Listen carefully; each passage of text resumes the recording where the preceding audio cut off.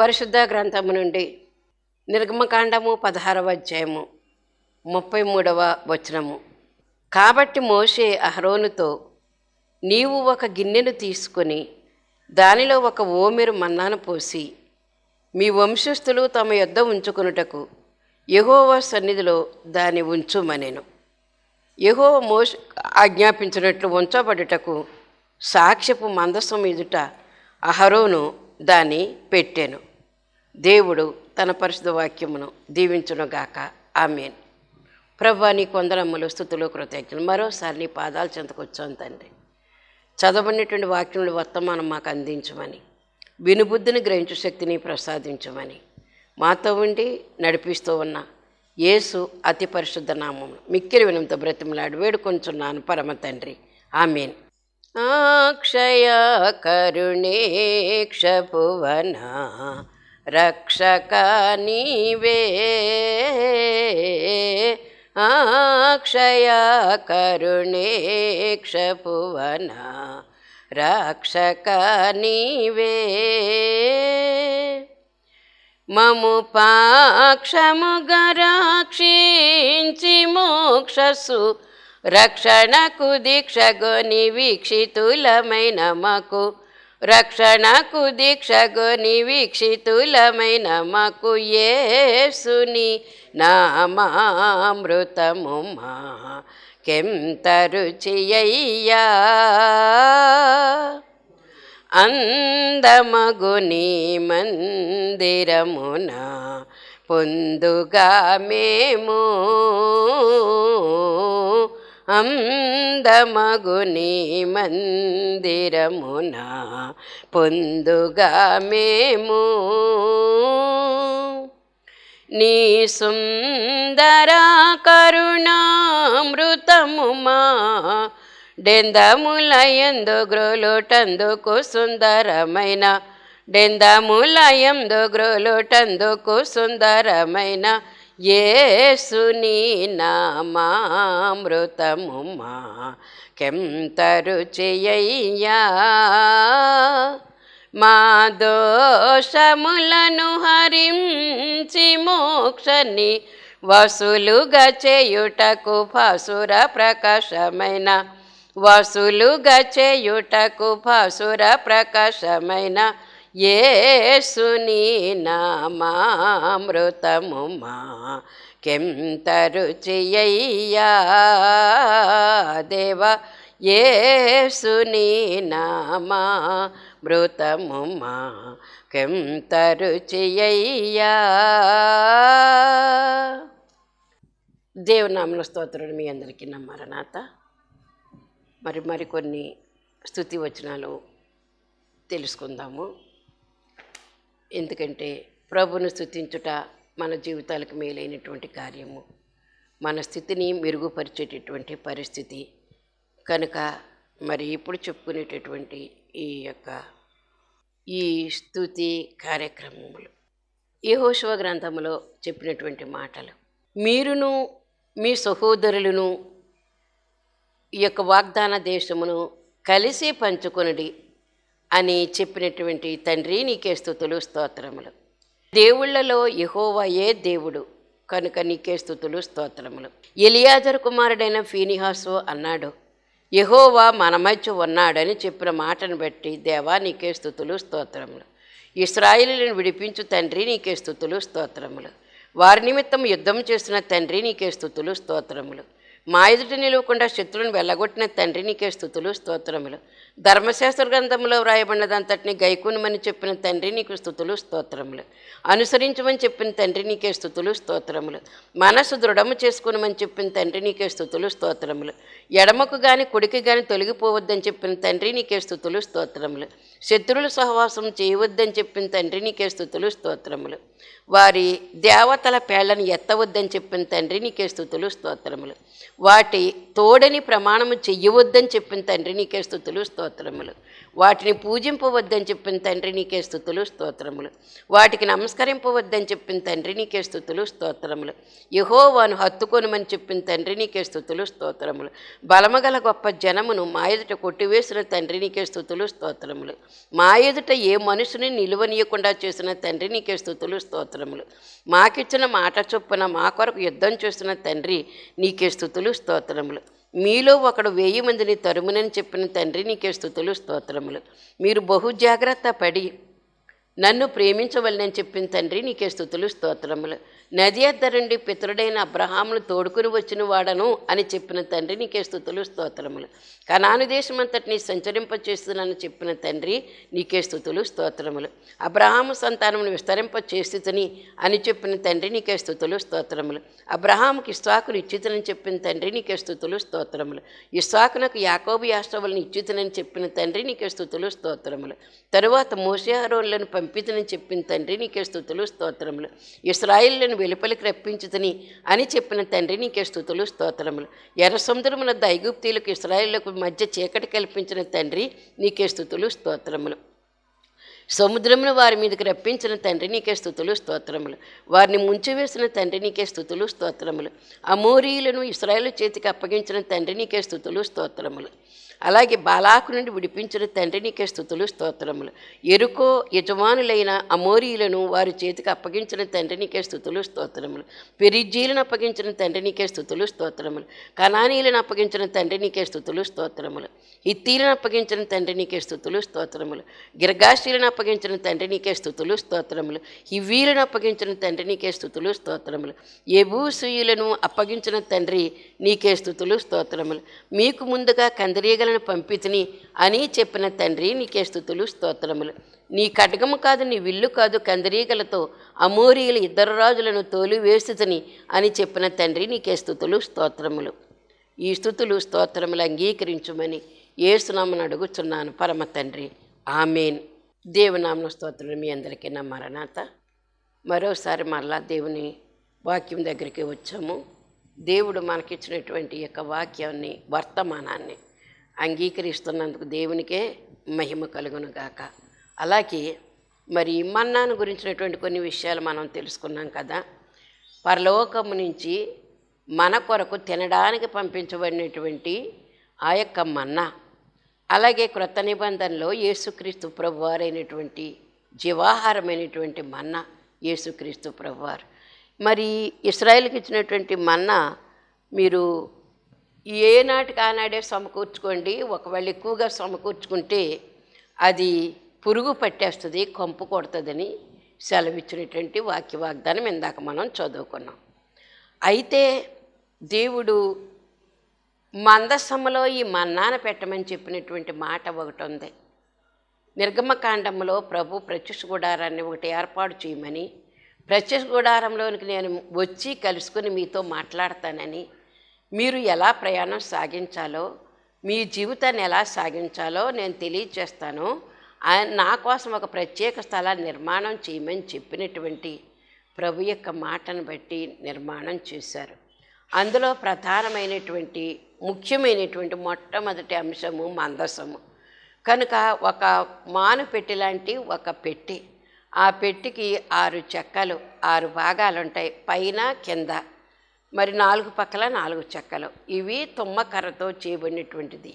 అది మనం నిర్గమకాండం గురించినటువంటి విషయాలన్నీ ఈ మోషే ఉపవాసాల్లోనే మనం చెప్పేసుకున్నాము. తెలియకుండా ఉన్నది ఏది కాదు. తుమ్మకర్రను 6 చెక్కలు, ఒక్కొక్క చెక్క 6 భాగాలుగా కోయబడి, అది చిత్రీ పెట్టబడి నునుపు చేయబడి బంగారపు రేకుతో తాపడం చేయబడినటువంటి ఆ పెట్టె. ఆ పైన మోతే కరుణాపీఠము అన్నారు. అదంతా కూడా మనం చెప్పుకున్నటువంటి విషయాలే. కరుణాపీఠం మీదకి మరి దేవదూతలు 2 రెక్కలు ఒండూరులో కూడా పట్టుకుని ఉన్నటువంటి ఆ మధ్యకు వచ్చి నేను మాట్లాడతానని చెప్పినటువంటి కరుణాపీఠం అది. కనుక మందసము కరుణాపీఠము, మూత కరుణాపీఠము, మిగిలిన పెట్టంతా కూడా మందసము అన్నారు. ఈ మందసములో ఏముంటాయంటే పరిశుద్ధ స్థలములో ఉండేటటువంటి దీపవృక్షము, సొంకపు రొట్టెల వల్ల మందసము, అలాగే తెర పక్కన ఉండేటటువంటి దోపవేదిక, అలాగే ఆవరణలో ఉండేటువంటి గంగాళము, బలిపీఠము, ఇవన్నీ దేంతో చేయబడ్డాయి అనే విషయాలు ఇప్పుడు నేను చెప్పడం లేదు. ఎందుకంటే మనం ఆల్రెడీ చెప్పేసుకున్నాం, 40 రోజుల్లో చెప్పుకున్నాం కాబట్టి. కనుక ఇప్పుడు మనం చెప్పవలసింది ఏంటంటే మన్నాను గురించినటువంటి విషయము. అక్కడ వారు సమకూర్చుకునేటటువంటి పరిస్థితుల్లో రేపటికి మీరు నిలవ ఉంచుకోవద్దని చెప్పారు. నిలవ ఉంచుకోవద్దు, ఒకవేళ నిలవ ఉంచుకున్నారనుకోండి అది పురుగు పడుతుంది, కొంపు కొడుతుంది అని చెప్పారు. నిజంగా అలాగే జరిగింది అక్కడ. అయితే ఇప్పుడు ఇశ్రాయేలీలు మరి అది వారి వారి తరతరాల కూడా చూడటానికి వీలైనటువంటి విధముగా మరి మందసములో 3 వస్తువులు పెట్టమని చెప్పారు.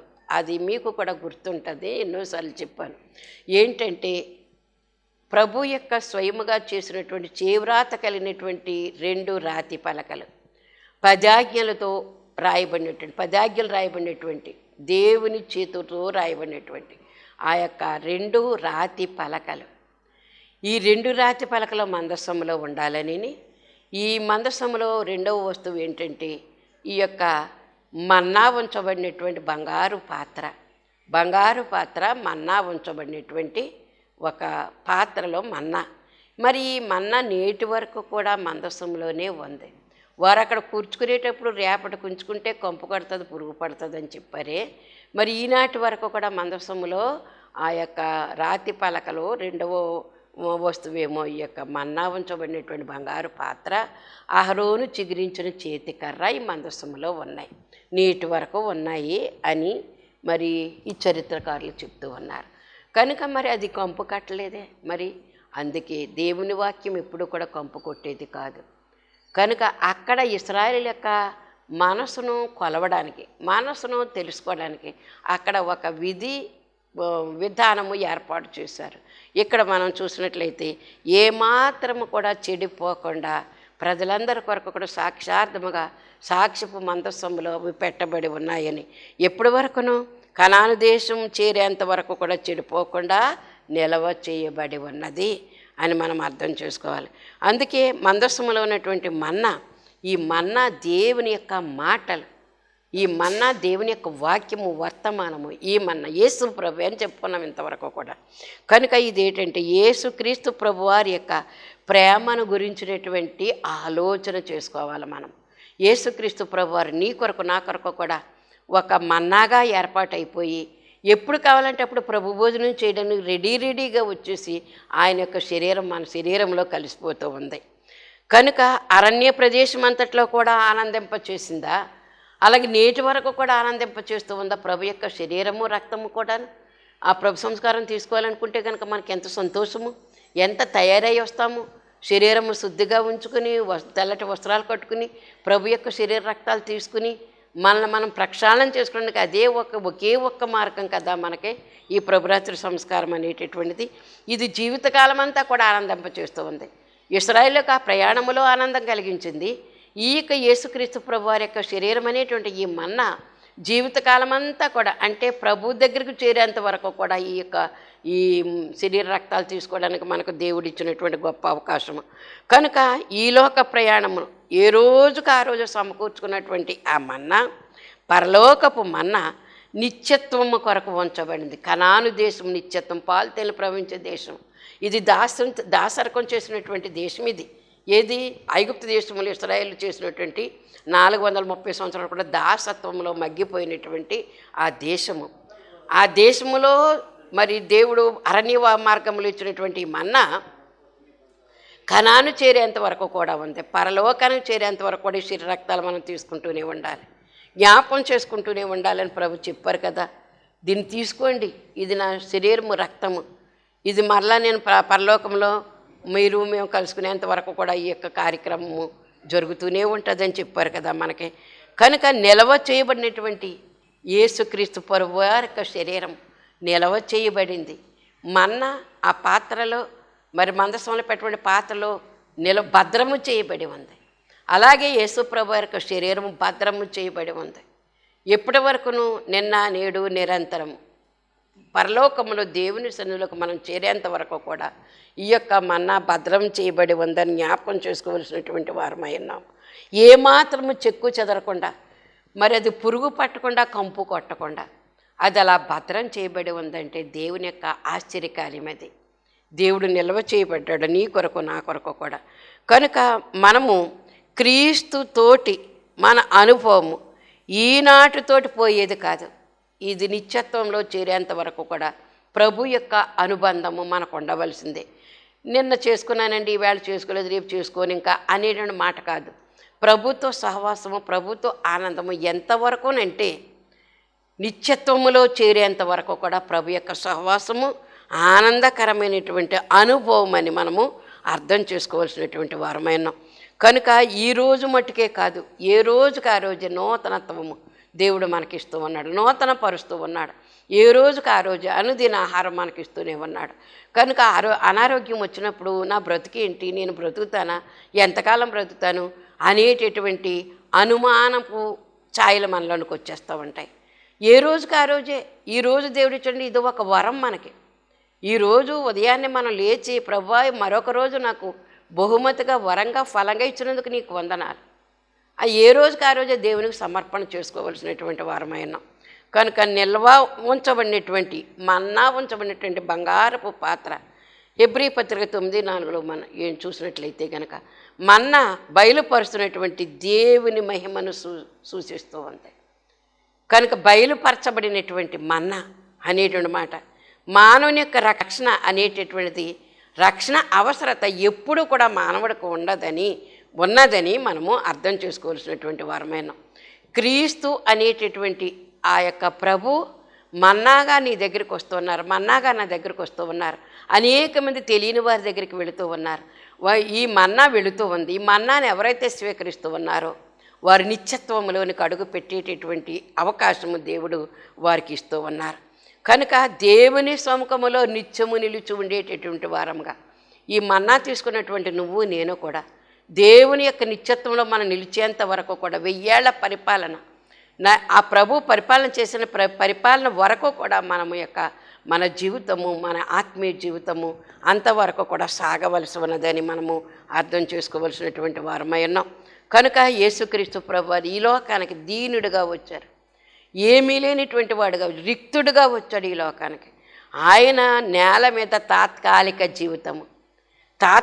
జీవితం జీవించిన తర్వాత పరలోకములో దేవుని సముఖములో నిత్యత్వము, శాశ్వత జీవితము ఆయన జీవించడానికి వెళ్ళారు. నీ కొరకు నా కొరకు కూడా ప్రార్థన చేస్తూ ఉన్నారు, విజ్ఞాపన ప్రార్థన చేస్తూ ఉన్నారు. అలాంటి నిత్యత్వంలోనికే నిన్ను నన్ను కూడా పంపాలని దేవుని యొక్క ఉద్దేశమై ఉన్నది.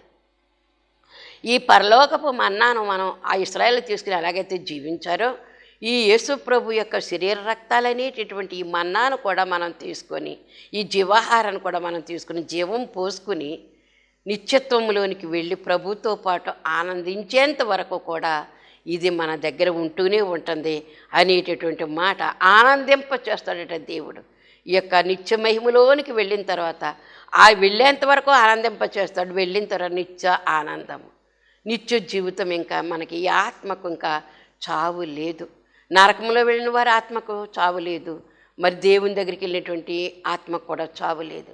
కనుక నిత్య నరకంలోనికి వెళుతున్నామా, నిత్య జీవితంలోనికి వెళుతూ ఉన్నామా, మన జీవితం ఎక్కడికి ప్రయాణం చేస్తుంది, ఎలా ప్రయాణం చేస్తుంది ప్రశ్న వేసుకుంటే కనుక ఈ లోకంలో కూరుకుపోయి ఉంటే కనుక మన నరకమే, నిత్య అగ్నిగుండమే. అందుకే ప్రభుతో సహవాసం చేస్తూ ప్రభువా నువ్వెక్కడున్నావు అక్కడికి నన్ను తీసుకెళ్ళి ప్రభువా అని ప్రతి దినము కూడా ప్రభువా నన్ను రాకడికి ఆయత్తపరచు అనేటువంటి ప్రార్థన చేసుకుంటూ ఉండాలి. నన్ను ఆకర్షించుకో ప్రభువా, మేము పరిగెత్తుకుని వస్తామని చెప్పినటువంటి పరమగీతంలోని మాట వలె ఉండాలి. ఇది ఎప్పుడు వస్తుందంటే మనకి మరి పూయబడిన పరిమళ తైలములో మనం ములిగినప్పుడు, పూయబడిన పరిమళ తైలములో మనం పూయబడినప్పుడు మనము దేవునితో సహవాసం చేసేటటువంటి అంతస్తు దేవుడు మనకి ఇస్తున్నాడని మనము అర్థం చేసుకోవలసినటువంటి వారమైనాం. కనుక సిలువపై ఉన్నటువంటి క్రీస్తు ప్రభు వారి యొక్క రూపం ఏ విధంగా ఉంది? వికారమైనటువంటి రూపం, రక్తం కార్చబడినటువంటి రూపము, రక్తసిక్తమైనటువంటి రూపము, రక్తపు ముద్దగా, మాంసపు ముద్దగా, రక్తముతో కూడినటువంటి మాంసపు ముద్దగా ఉన్నటువంటి ప్రభు యొక్క సిలువ మీద రూపం చూస్తే కనుక ఎంత వేదనకరమైనటువంటి, చూడనల్లని వాడుగా సిలువపై ఉన్నాడు ఆయన, చూడనల్లని వాడుగా ఉన్నాడు. సిలువపై వేలాడుతూ ఉన్నటువంటి ఆయన నిత్యత్వంలోనికి వెళ్ళిన తర్వాత నిత్య సింహాసనం మీద ఆయన కూర్చుని ఉన్నారు. ఇంత లోకములో ప్రయాసపడినటువంటి క్రీస్తు ప్రభువారి యొక్క చూడనల్లని వారి యొక్క రూపంగా ఉన్నటువంటి ఆయన నిత్యత్వల మహాప్రకాశతతో నిత్య సింహాసనం మీద ఆశీనుడై ఉన్నటువంటి ప్రభువును మనము చూడబోతూ ఉన్నాము. ఇది మన యొక్క ఆనందము. ఆయన్ని చూడబోతూ ఉన్నామమ్మా. ఆయన మనం చూడబోతూ ఉన్నాము. ఆయనతో పెనవేసుకుని ఉంటాము. ఆయన ఒడిలోనే ఉంటాం, ఆయన పక్కలోనే ఉంటాం, ఆయన పక్క గాయంలోనే ఉంటాం. పక్క గాయంలో నుంచి భుజం మీదకి మనల్ని వేసుకునేటటువంటి గొప్ప ఆనందకరమైనటువంటి అనుభూతిని దేవుడు మనకిస్తూ ఉన్నారు. అది చూడబోతూ ఉన్నాం అనేటటువంటి మాట మనము అర్థం చేసుకోవాల్సినటువంటి వారమైనా కనుక అందుకే ప్రకటన గ్రంథం 2:17 కూడా ఏమనొద్దంటే మరుగయ్యున్న మన్నాను మనకి ఇవ్వడానికి సిద్ధంగా ఉన్నాడు దేవుడు.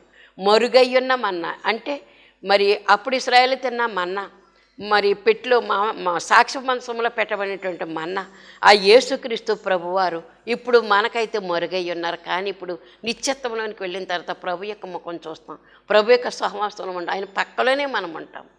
ఆ సహవాసాన్ని మనము చూడబోతూ ఉన్నామని మన్నాను గురించినటువంటి ఈ ప్రసంగం మనం వింటూ ఉన్నామంటే మరుగయ్యున్న మన్నాను చూడటమే మాత్రమే కాదు భుజింపనయ్యున్నాము. అక్కడ ఇంకా ఆయన చూడటం ఆయన భుజించడమే కదా. ఇంకా మనకు అక్కడ వంట వార్పులు లేవు కదా. పొయ్యి కిందకు ఉందా, పొయ్యి మీదకు లేవు, పొయ్యి మీదకు ఉన్నాయి కానీ పొయ్యి కిందకు లేవు అనేటువంటి మాటలు ఏమీ లేవు. ఇంకా అక్కడ వండడం పెట్టడం అనేటటువంటిది లేదు. ఆయన ప్రభు యొక్క ముఖారవిందం చూస్తూ సంతోషిస్తూ ఆనందంతో తేలియాడేటటువంటి పరిస్థితి.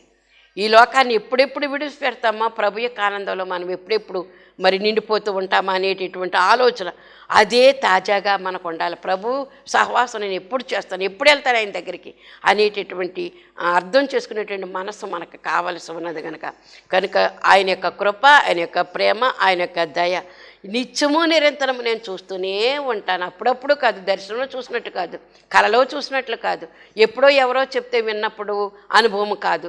నిత్యము ఆయన యొక్క పక్కనే ఉండి ఆయన యొక్క సహవాసం చేస్తూ ఆయన రూపంలోనికి నేను మార్చబడిపోతాననేటటువంటి అనుభవం మనకు కావలసి ఉన్నదని దేవుడు మనకు తెలియజేస్తున్నారు.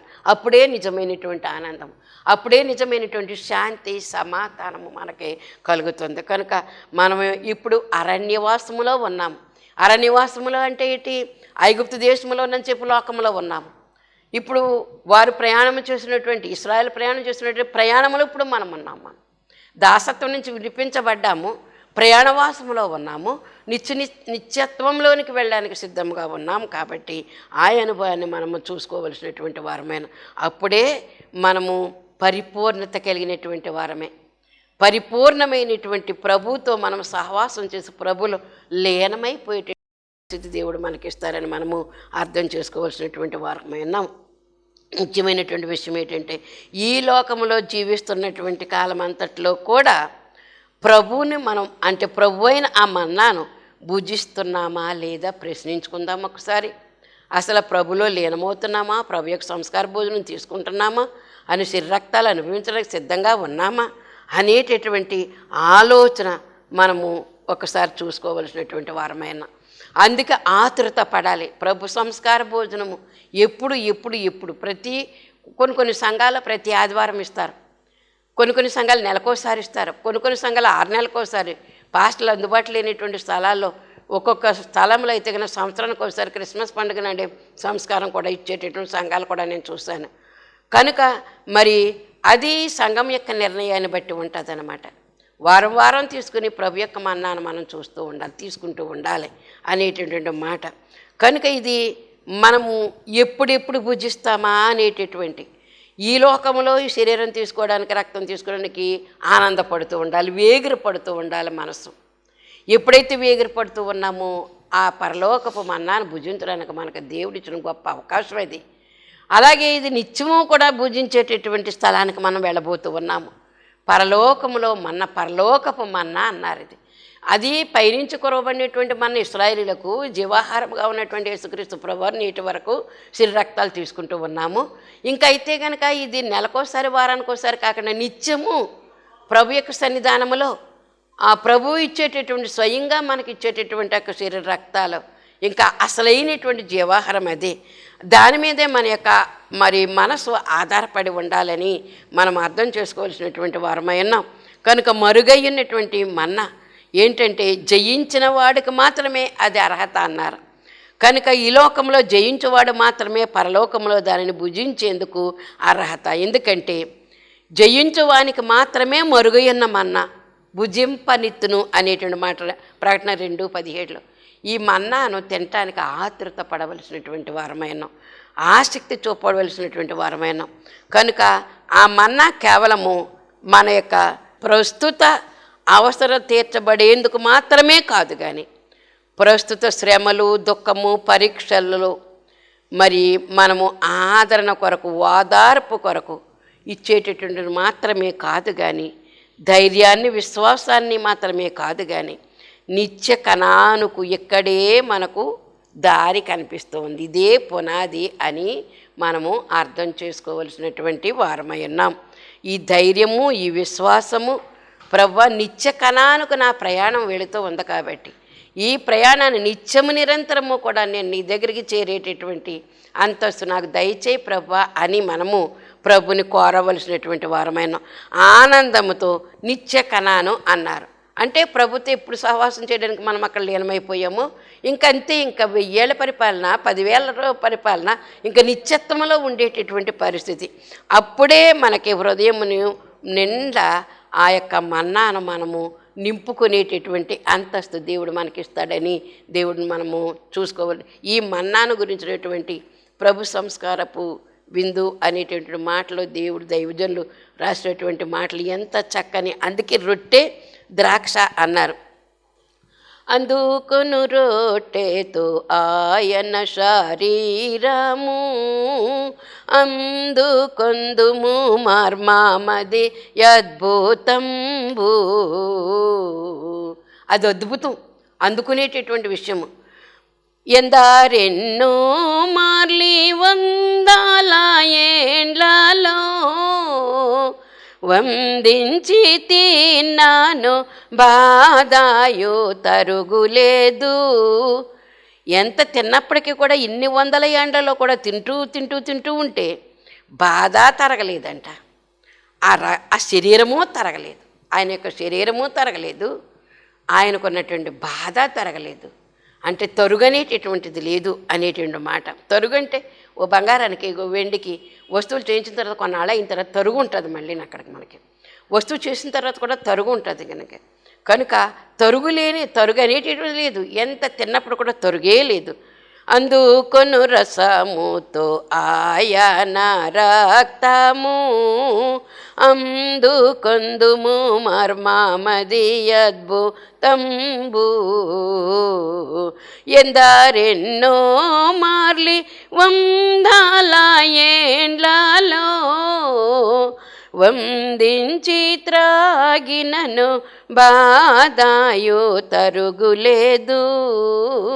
ప్రభు సంస్కారపు విందు, ప్రభు సంస్కారపు విందు, పరుగెత్తుకొని రండి, ప్రభువే మన విందు.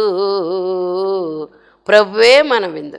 అందుకే యేసునే వడ్డిస్తాడట దేవుడు. భోజన వస్తువులు భోక్తికి గుర్తులు, భోజన వస్తువులు ముక్తి సాధనముల్. రాజు మన తండ్రి ఈ రాత్రి భోజనకర్త, ఏ జన విశ్వాసికిని యేసును వడ్డించును. ప్రభు సంస్కారపు విందు, ప్రభు సంస్కారపు విందు, ప్రభు పరుగెత్తుకొని రండి, ప్రభువే మన విందు. యేసునే వడ్డించును అనేటటువంటి పరమార్థము మనము ఆ పరమ మర్మము గ్రహించుకునేటటువంటి స్థితి దేవుడు మనకందరికి ఇచ్చి నడిపించును గాక. ఆమేన్. ప్రభువా వందనములు. పరలోకపు మన్నా ఇశ్రాయేలుకి ఇచ్చావు. ఈ పరలోక మన్నా అయినటువంటి క్రీస్తు ప్రభుని మాకు ఈ రోజుల్లో ఇచ్చావు. ఇది నిత్యత్వంలో ప్రభు నిత్యము ఈ మర్మమైనటువంటి యొక్క మన్నాను మేము తీసుకోవడానికి నిత్యత్వంలో ప్రవేశించి నిత్యము సంతోషముతో నీతో పాటు మేము ఆ యొక్క ఆనందాన్ని అనుభవించడానికి కృప దయచేసి మీరు మహిమ పొందమని అతి శీఘ్ర కాలంలో పెండ్లి కుమారుడిగా మా కొరకు రానయ్యన్న మా నాయ ఈ లోకానికి వచ్చిన యేసునామమున అడుగుచున్నాను పరమ తండ్రి. ఆమేన్. మరణాత.